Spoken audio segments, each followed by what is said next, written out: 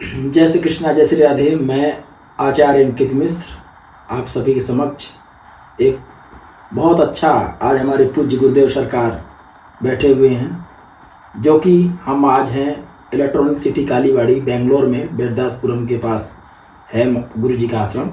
तो आज हमारे मन में बहुत सारे संशय और बड़े सारे प्रश्न उत्पन्न हुए कि एक नया साधक अगर तंत्र के लाइन में जाता है तो कितने दिन में और किस तरीके से उस सिद्धि को प्राप्त कर सकता है। जिस भी मतलब तंत्र क्रिया में जाना चाहता हो, या काली हो या श्री विद्या हो या फिर तरह तरह के तंत्र साधना है, उनमें कैसे और किस तरह सफलता पाए।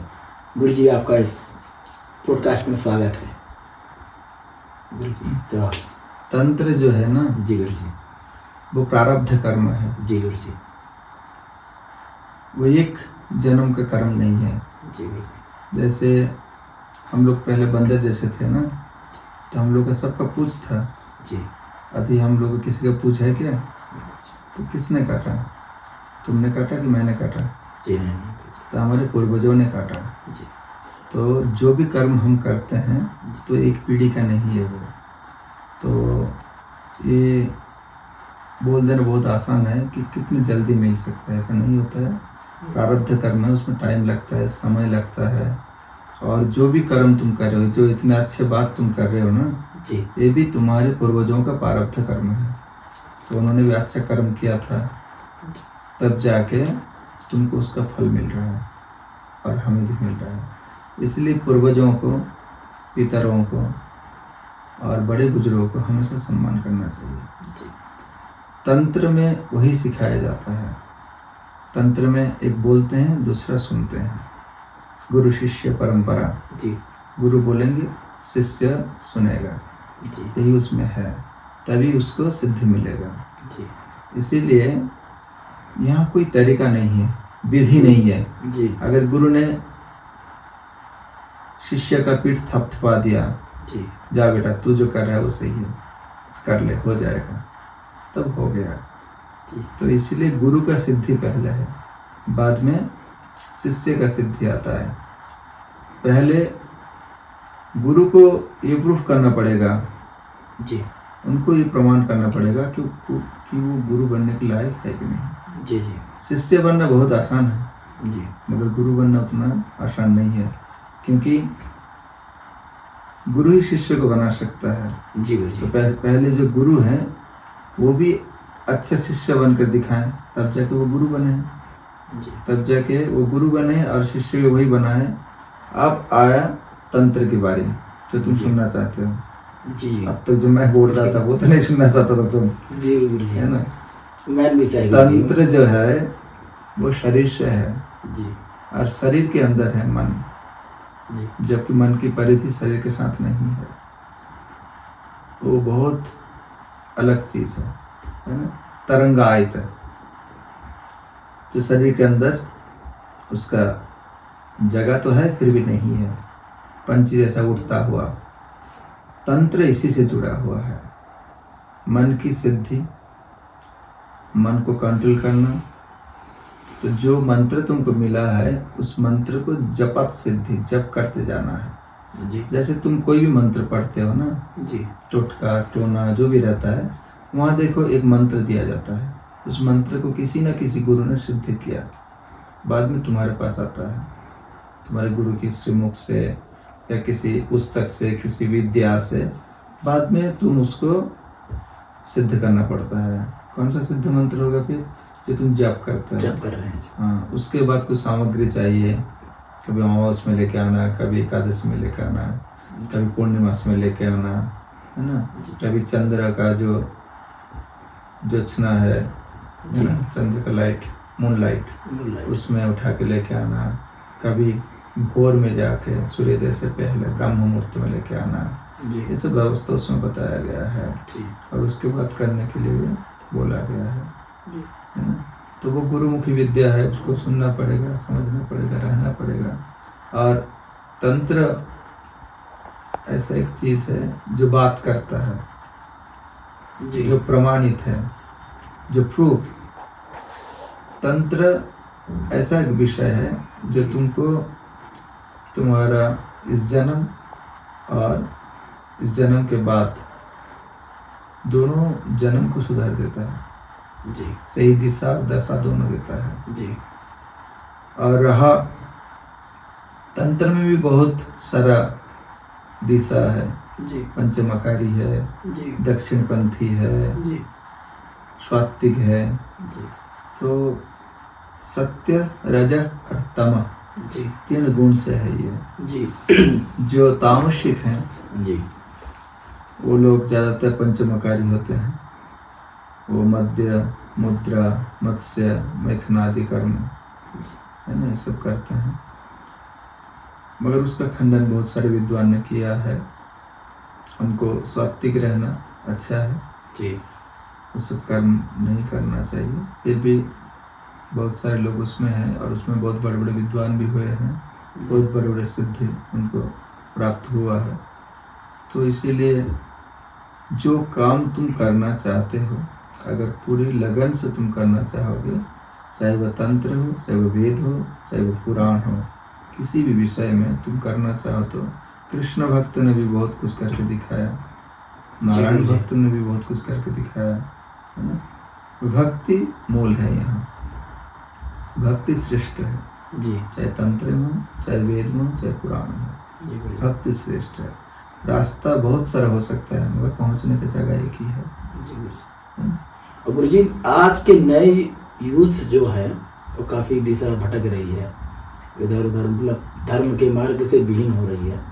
इनके लिए जैसे कि सबसे ज़्यादा कम उम्र में लोगों का डिप्रेशन में जाना, ये सब चीज़ें, ये क्या हो रहा है इस समय? ऐसा क्यों समय ऐसा आ रहा है? इसका कारण ये है कि हमारे जो बड़े बुजुर्ग हैं जी वो लोग अगर उनके बड़े बुजुर्ग को अगर वो फॉलो सही से करते हैं जी तो आज ये दिन नहीं देखना पड़ता।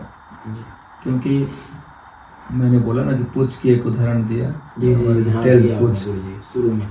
तो पूछ जो होता है तो हमने नहीं काटा, तुमने भी नहीं काटा, जी तो अच्छे कर्म वो लोग करते जा रहे थे तभी वो खत्म हो गया, है ना। जी। बंदर ने तो, बंदर के पास है ना अभी, जी गुरुजी, खत्म उसके तो नहीं पास- हुआ है। उसके पास खत्म नहीं। बहुत सारे जानवर के पास है ना, बेमतलब भी है किसी किसी के पास, है ना। तो इसीलिए चाहे तो उनको और टाइम लगेगा वो खत्म होने के लिए, जिसके पास बेमतलब है, जी और जिनके पास वो मतलब का है वो तो कभी खत्म नहीं होगा और बढ़ता जाएगा वो, जी है ना। गुरुजी। तो जो चीज नहीं चाहिए जी हम लोग अगर उसको लेके आएंगे क्या होगा, वो बढ़ता जाएगा, जी है ना। तो मान लो डिप्रेशन, एंजाइटी जी गुरुजी। और बाकी जो न्यूरो का जो प्रॉब्लम है जी ये ज़्यादातर मानसिक है जी ना। ये मानसिक जो भी प्रॉब्लम है, ये सारे प्रॉब्लम सिर्फ उनके पर निर्भर नहीं करता। जी हमारे जो शास्त्र में बोलते हैं कि प्रारब्ध कर्म बोलते हैं जी इसको। जी उसको प्रारब्ध बोलते हैं। इस जन्म का कर्म वो है ही नहीं, प्रारब्ध कर्म है, क्योंकि मन पूर्व जन्म से साथ जुड़ा हुआ है। जी मन का 3 पार्ट है ना, कॉन्शियस माइंड, सबकॉन्शियस माइंड, जी गुरुजी। इसमें 2 पार्ट बोलते हैं, चेतन मन, अवचेतन मन, उसका बहुत सारा पार्ट है। जी और उसका अवस्था बहुत सारा है ना, जागृत अवस्था, सुसुप्त अवस्था, सपना अवस्था, जी, 3 जी। अवस्था का है उल्लेख है। ये सभी मन का ही है पार्ट, मन का ही सब स्थिति है। तो वहाँ जो भी है, अभी हम अगर अच्छे कर्म करेंगे तो हमारे जो पीढ़ी दर पीढ़ी है उनको हम अच्छा रख पाएंगे। जी अगर हम खराब कर्म करेंगे तो वो बुरे तरीके से रहेंगे और बुरा स्वभाव उनमें आएगा, जी गुरुजी। उससे समाज को भी बहुत प्रभावित करेगा। और ऐसे क्या होगा, सभी अगर ऐसा करने लगे तो क्या होगा, रक्त बीज, चंडी में पढ़े हो ना, रक्त बीज, जी गुरुजी। हाँ एक अगर रक्त का कणा अगर धरती पर गिरता है तो फिर उसके जैसा फिर और दूसरा आ जाएगा। तब आद्याशक्ति महामाया दुर्गा ने माता कालिका का स्मरण लिया, जी चश्मा चंदन चमुंडन किया, है ना, चंडमुंड को वध किया, उसके बाद रक्त भी जाए, रक्त भी तो जाए। चामुंडा की रूप में जी जी उनको सब बड़ा आश्रम के उसके गुरुजी बताइए। चंडी में, जी चंडी पढ़े हो ना, जी गुरुजी। हाँ, सप्तशती चंडी में जी गुरुजी। वहाँ पूरा चंडी जो है ना, उसका तथ्य क्या मालूम है? मन तत्व, मन, मानसिक, जी जी है ना। तो चंडी में एक जगह में बताते हैं कि रक्त बीज, जी रक्त बीज जो असुर था, उसका शरीर का एक अगर खून का कतरा जी अगर धरती पर गिरता है तो उसके जैसा फिर एक जन्म रक्त बीज लेता है। जन्म लेता है। जी तो ऐसा लाखों उसने जन्म दे दिया। जब भी आद्यशक्ति महामाया दुर्गा ने जब रक्त बीज को वध करने के लिए जाते हैं तो खून निकलता है, और खून जैसे ही गिरता है तो वैसे हजारों हजार, उससे और मतलब वायरस, संख्या बढ़ती जा रही है। जैसे अभी कोरोना वायरस आया था ना, जी जी गुरु जी। तो ऐसे ही वायरस। तो देखो उस जमाने भी ऐसे हम लोग सोचते थे ना, जी गुरु जी। सोच तो था, जी गुरु अगर जी। कोई मानेगा कि सत्य नहीं है, सोच तो था ना। जी गुरु जी सत्य। सोच तो सकता था जी आदमी गुरु जी। कि ऐसा हो सकता है, वायरस आ सकता है। तो वो वायरस को खत्म किसने किया? चामुंडा, चामुंडा बट्टहासा, हाँ है ना। तो उन्होंने उसको खत्म किया। कैसे खत्म किया? बहुत बड़ा सा मुंह करके सबको अंदर लेके वो किड़बिड़ करके उसको चबा के पूरा। जी गुरु जी। तो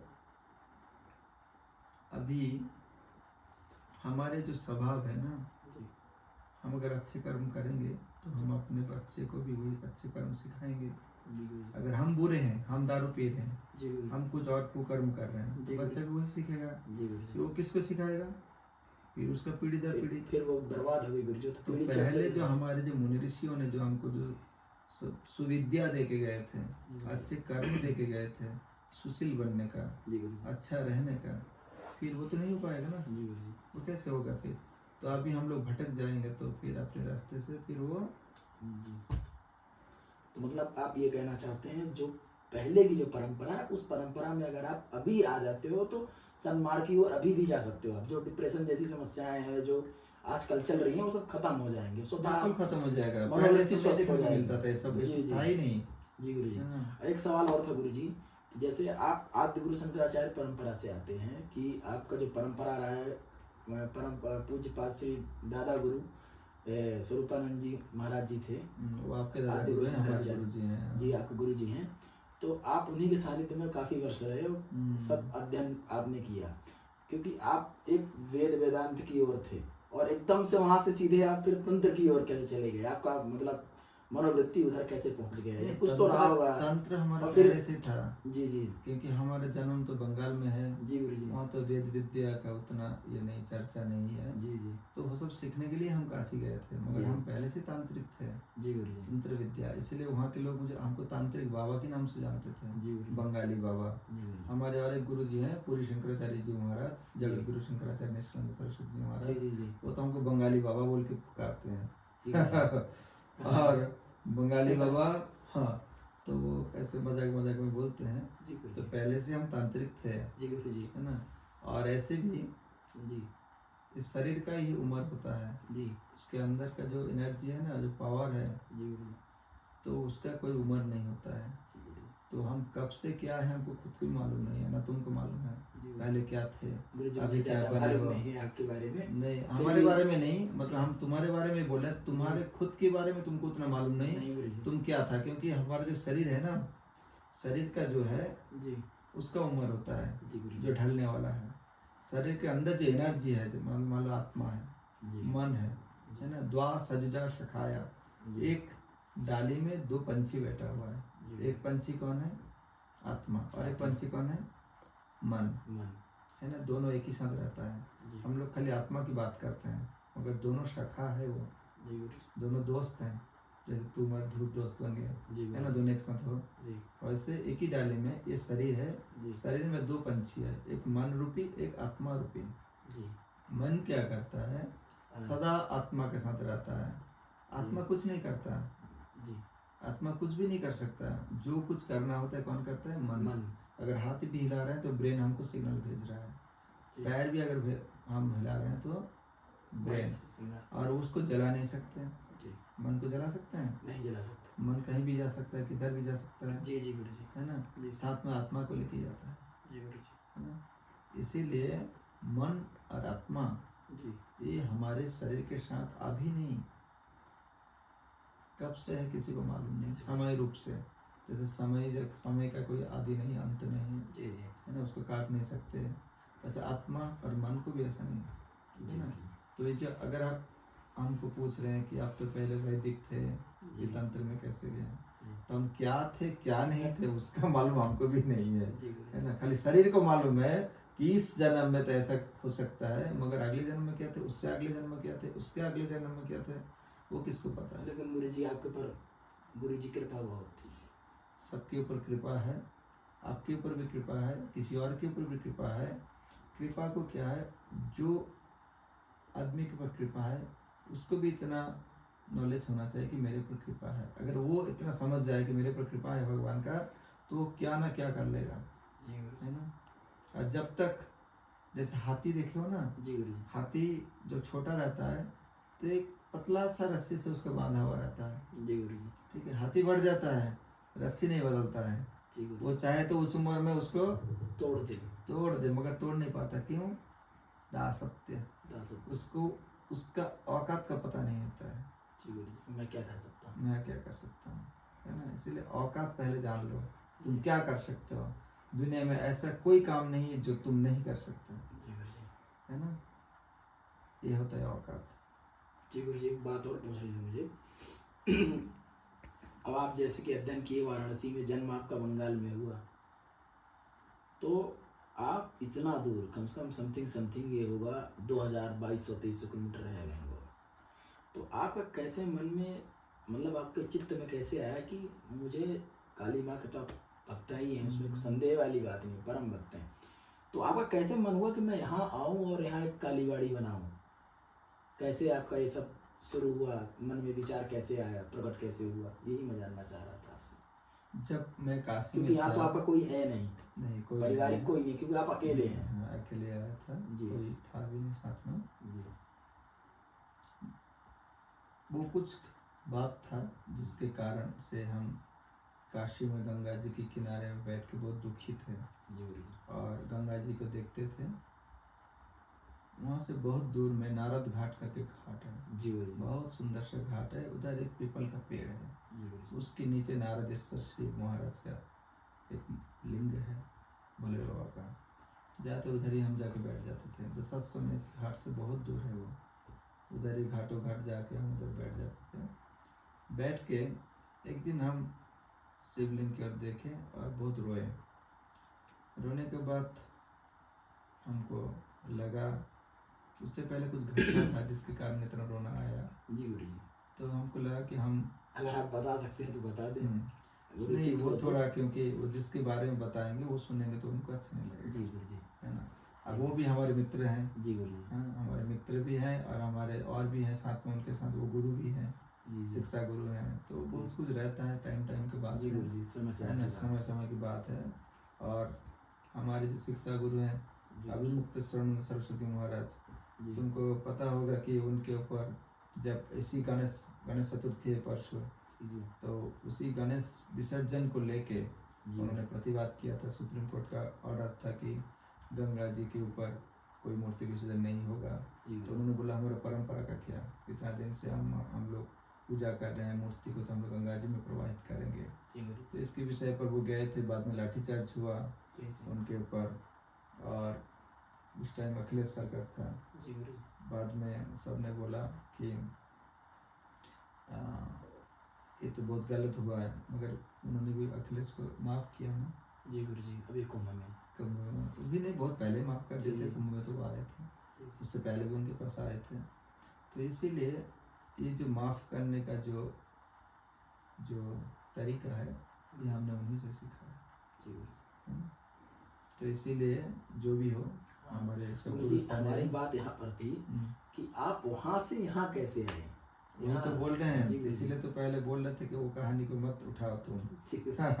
अब माफ कर दिए तो कर दिया है, उसको क्यों सामने लेके आना है ना। किसी कारण से तो ऐसे होता है। साधु संत लोग तो हमेशा अपने जगह छोड़ के ही दूसरी जगह जाते हैं, और वो छुड़ा ही देता है। कौन छुड़ाता है? जो यहाँ बैठी है। अगर वहाँ से यहाँ नहीं आते तो ये यहाँ नहीं बैठा पाते। तो ये उनका लीला है, ये उनका खेला है ना। उसके कारण से हम वाराणसी छोड़े।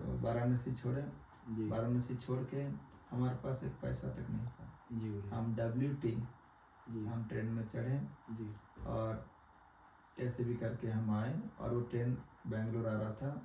बाद में एक टीटी हमको पकड़ा, उसने भी अपमान किया, फिर ट्रेन से उतार दिया। और ट्रेन से जब उतार दिया तो हम बहुत वहाँ भी रोए, पहले रोते थे बहुत ज़्यादा, रुदलू टाइप के थे, जी इसीलिए तो माता इतना प्रसन्न हो गई। जी तो वहाँ से हम तिरुपति बालाजी के पास गए, वेंकटेश्वर। तो उनके पास गए, जाके उनको बोले कि ब्राह्मण संतान है, आप ही की जगह में कि मेरा अपमान हो रहा है ना, ऐसा कैसे चलेगा। जी गुरु जी फिर उनको बोले थे कि ये क्षेत्र आपका है, आपके क्षेत्र में हम आए हैं, जी आपका दायित्व बनता है ब्राह्मण का सेवा करना। सेवा करना। है ना? ब्राह्मण आपकी सेवा करता है, आपको भी ब्राह्मण की सेवा करना चाहिए। जी इसका उदाहरण बहुत सारे शास्त्र में गुरु जी बहुत सारे शास्त्र में उल्लेख है। फिर हमने उनको बोला, अगर आपका कृपा रहा, अगर हम मंदिर बनाए जी तो हमारे मंदिर में सबसे बड़ा मूर्ति आपका होगा। ऐसे तो हम तांत्रिक हैं, जी गुरु जी माता काली माता को पूछते हैं, जी गुरु जी उनका तो मूर्ति होगा ही, बिल्कुल बिल्कुल। मगर उनसे भी बड़ा मूर्ति आपका रहेगा, आप जी। देख लो। हाँ गुरु और पहला दर्शन आपका होगा। जी जब आप ऐसे प्रवेश करते हैं तो पहला उनका दर्शन होता है, फिर काली माता का दर्शन करते हैं आप, जी गुरु जी है ना। ये मंदिर का महत्व है। और उसके बाद तो फिर वहाँ से चल दिए, बहुत बड़ी बात है। बेंगलोर आए, आने के बाद पूजा पाठ करते थे। एक दिन इसी रास्ता से गुजर रहे थे तो हमको बहुत नींद आया, क्योंकि वो काली पूजा का दूसरे दिन था। जी ऐसे भी रात जागे हुए थे, जी एक गृह प्रवेश में आए थे, वो भी हमारे मित्र हो गए अभी। जी तो उनके घर वो पूजा पाठ करके जब जा ही रहे थे जी तो बहुत सारा मतलब इतना नींद आया कि हमको और नहीं, फिर हम वो इधर ही वो कपड़ा बिछा कर सो गए। जी कि जैसे सपना देखा था उसी सपना को वास्तव में हमने रूप दिया। जी इसलिए ये जो मंदिर है ये घर के अंदर है और बाहर से कुछ पता नहीं चलता है। जी गुरु जी ऐसे भी हमारे बंगाल में कहावत है, साधना के लिए जी कोने बौने और मौने। कोन मतलब घर के कोना में बैठ के साधना करना है, जी या तो वन में करना है मतलब जंगल में, और मन में करना है, जी है ना। कोने बोने मोने। हाँ, तो ये तीनों का हमने पालन किया। जब तक यहाँ नहीं घुसेगा किसी को पता भी नहीं चलेगा जी कि यहाँ एक मंदिर है। जी और अभी इतना अच्छा साधन स्थल है ये, बहुत और इतना एनर्जेटिक है ये, कोई भी आता है तो बैठता है, तो जिसको एनर्जी लेके जो काम करता है उसको इसके बारे में सब पता है। नहीं गुरु जी आपके भक्त भी बहुत आते हैं, तो मैं देखा बहुत शांति प्रिय है। हमारे नहीं सब माता के भक्त जी, हैं, जी। सब माता के पास आते हैं, जी गुरु जी हम तो माध्यम है बस। जी गुरु जी बस गुरु जी यही है कि आप काफ़ी ब्राह्मण बालकों की भी सेवा करते रहते हैं, काफ़ी अच्छा है। संतों की भी सेवा है आपके यहाँ, क्योंकि ये लोग काफ़ी यहाँ जो रहते हैं बेंगलोर में, उनको उधर वालों को भी बहुत कम, जो आपके इष्ट मित्र हैं वही जानते होंगे कि आपने यहाँ स्थान बनाया है, और बहुत कम लोगों को पता है। आपको बता दें कि ये जो स्थान है, जो यहाँ ब्राह्मणों को संतों को सदैव स्थान दिया जाता है, और यहाँ गुरु जी रुकने की व्यवस्था, हर प्रकार की व्यवस्था करते हैं, उनकी सेवा भी करते हैं। क्यों? ये उनका गुरु शिष्य परंपरा ही चल रहा है। गुरु जी अच्छा निर्वाह कर रहे हैं। इसी के साथ मैं अपनी वाणी को विराम देता हूँ। गुरु जी आपके सादा चरणों में मेरा प्रणाम। खुश रहो।